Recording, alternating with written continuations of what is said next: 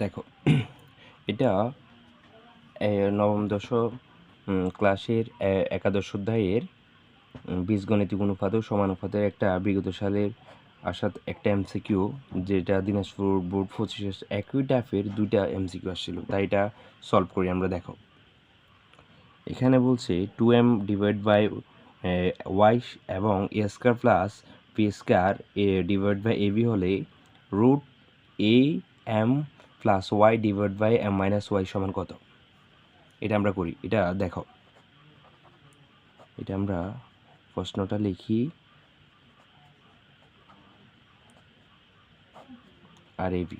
দেখো first of all আমরা কি করব, এখানে যে টুটা আছে এখানে দেখো এম এর সাথে কি টু আছে? নাই। তাহলে সেজন্য আমরা কি করব, টুটাকে এদিকে আনবো। তাহলে এখানে আসলে কি হচ্ছে, 2ab, আর এখানে থাকতেছে এই M M divide by Y. দেখো এবার আমরা বিয়োজন ও যোজন বিয়োজন করব, মানে একবার প্লাস করব একবার মাইনাস করব। তাহলে এখানে এখানে কি দিছে? প্লাস দিছে। এখানে কি দিছে?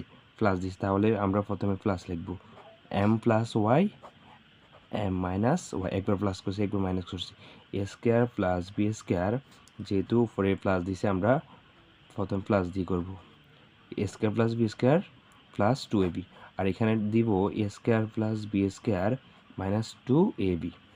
বলো তো এটা কিসের সূত্রের মধ্যে পড়ে? এটা এ প্লাস বি হোল স্কোয়ারের মধ্যে পড়ে, যেটা বর্গ নির্ণয়ের মধ্যে আমরা করি।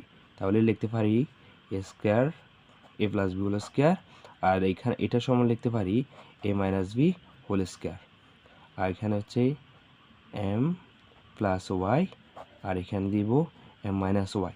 কিন্তু এখানে দিছে কি? রুট। কি দিছে? তো রুট দিলে তো এক পক্ষে যে রুট দিতে আমরা জানি সমানের দিকে যেটা দিব ওটা ওদিকে এখানে দিব।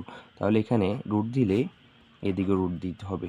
তো আমরা জানি রুট এ আর স্কোয়ার কি কাটা, তাহলে এখানে থাকবে এ প্লাস বি আর এখানে থাকবে এ মাইনাস বি। তাহলে এটাকে তো আমরা এটা লিখতেই পারি রুট, আর এখানে হবে যে রুট এম মাইনাস ওয়াই। তাহলে এটাই সলভ, এটাই হচ্ছে আনসার। তাহলে আনসার এটা যদি তোমরা ফিরে থাকো সেম, মানে এই কোশ্চেনটা তোমরা সলভ করবে।